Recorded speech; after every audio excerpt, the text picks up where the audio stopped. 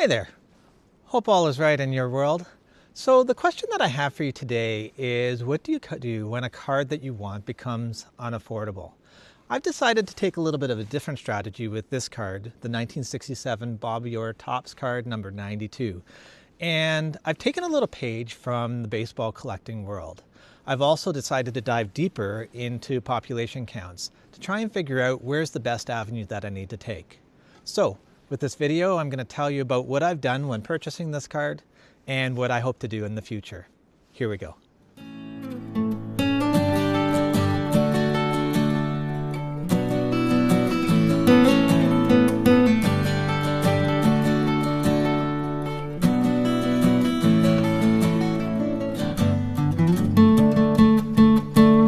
So, the 1967 Topps Bobby Orr, number 92. I've actually gone down this road a little bit when I purchased the 1969 Topps Nolan Ryan card in my collection. You can watch that video right here. And I've taken a page out of the baseball card collecting world, where a lot of collectors, what they do is they focus on second and third year cards, where the first year card has just become unaffordable. Now I know we live in a world of firsts, where first year cards and rookie cards are a big deal. They're never going to go away. But the collectability is always great with cards like this. If you think about it, you're going to get the year. This is 1967, so it was almost 60 years ago. So you get the history as well. The player looks incredibly young, and it's affordable. I can get a higher grade for a much lesser cost. When it comes to collecting hockey cards, everybody wants the Gretzky rookie, they want the Lemieux rookie, and they want the Orr rookie.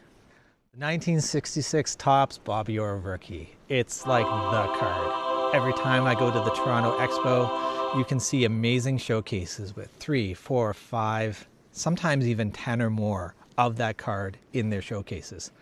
Now, while it's really historically significant, Bobby Orr, most people consider is the greatest defenseman ever, an unbelievable offensive player, and at the same time, just an absolute stud on defense. Gives you both worlds.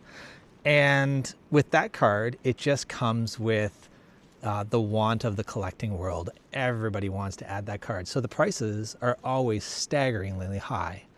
And so I decided to try and just detour a little bit from that. And I was looking at the pop reports. And when you go and take a look at it, it actually comes up with something really interesting. So when you take this card and you dive into a website like gemrate.com, you can find the reports on how many of these actually have been graded.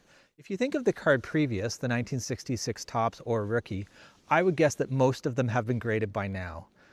There might be the odd one that's raw, that's out in the wild, but you don't see them all that much. And besides, it's so expensive now with the PSA added on surcharge if the card goes over a certain amount. And so a lot of people are reluctant to do that. So in terms of the graded copies, you get what you get.